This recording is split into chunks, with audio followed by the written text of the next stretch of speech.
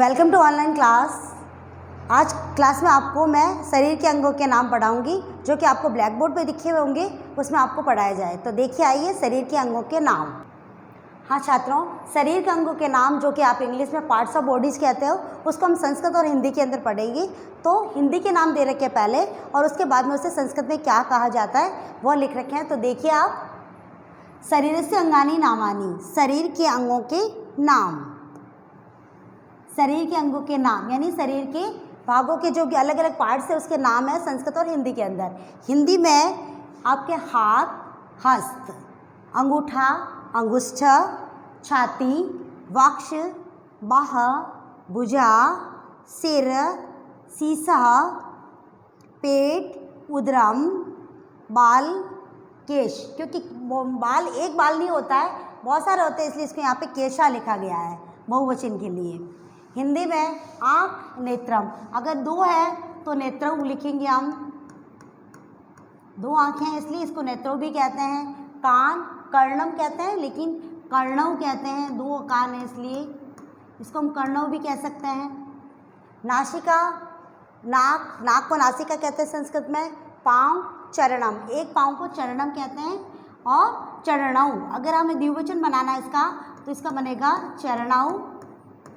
और एक और पाँव को दो नाम से पुकारा जाता है, उसको एक पादव भी कहते हैं और द्विवचन है इसलिए उसको पादव कहा जाता है, क्योंकि दो का साथ में प्रयोग किया जाता है। चमड़ी यानी कि चर्म, उष्ठ यानी कि होठ, गर्दन जिसको ग्रीवा कहा जाता है। इस प्रकार ये मैंने आपको हिंदी और संस्कृत के दोनों नाम बताए हैं, तो इनको आपको याद करना, पहले हिंदी के नाम और उसी के साथ में संस्कृत के नाम।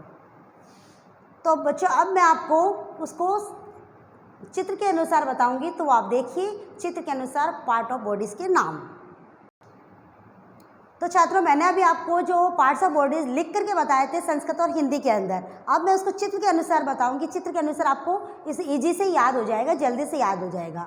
तो सबसे पहले हम देखते हैं, यहाँ पर आपका बाल है, बाल को हम कहेंगे केशा।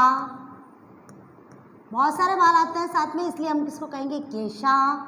फिर हमने नेक्स्ट पढ़ा था, आँख को हम नेत्र कहते हैं, तो ये आँख है आपकी, तो इसको हम कहेंगे नेत्रम। और द्विवचन में दो आँखें हैं साथ में, इसलिए इसको प्रयोग कर देंगे नेत्रौ।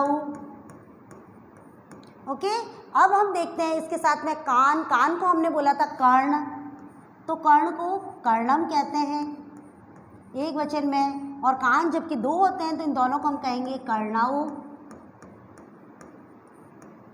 अब नेक्स्ट हमने पढ़ा था, नाक को हम नासिका कहते हैं, नासिका संस्कृत भाषा में। और हम नेक्स्ट पढ़ते हैं दांत, उसके अंदर आपके दांत नहीं आया था, तो दांत का मतलब है दंता। जीभ, जीभ को कहेंगे जिह्वा। ठीक है, अब आपके आते हैं नेक्स्ट गर्दन, गर्दन को कहेंगे ग्रीवा। हाथ को कहेंगे हम हस्त। आप देखो बेटा, यहाँ पे हस्त, एक हाथ को हस्त कहते हैं और हाथ हमारे दो है, इसलिए आपको हम कहेंगे हस्तौ। ओके, नेक्स्ट आपका है पेट। पहला वक्षस्थल देख लीजिए, वक्षस्थल यानी कि छाती, तो इसको कहेंगे वक्षा।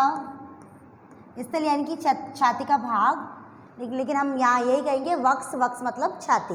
नेक्स्ट आपका पेट आता है, पेट को हम कहेंगे उदरम, उदरम यानी कि पेच। फिर हमारे पैर आते हैं, पैर को हम कहेंगे पादः। और दो पैर है ये, दोनों को साथ में हम कहेंगे पादौ। ओके, और नेक्स्ट हमारे जो चरण स्पर्श, हम चरण से प्रणाम करते हैं तो यहाँ करते हैं, पैरों का यह कंप्लीट भाग नहीं आता उसके साथ में, तो इसको हम कहेंगे चरण। ठीक है, चरणम आएगा यहाँ पे। और इस प्रकार फिर आपके अंगुलियां हैं, ये फर्स्ट पार्ट होगा हाथ का, वो उसको अंगूठा कहते हैं, तो इसको कहेंगे संस्कृत में अंगुष्ठ। और इस प्रकार अंगुलियों को कहेंगे अंगुष्ठिका, क्योंकि बहुवचन है ये, इसलिए।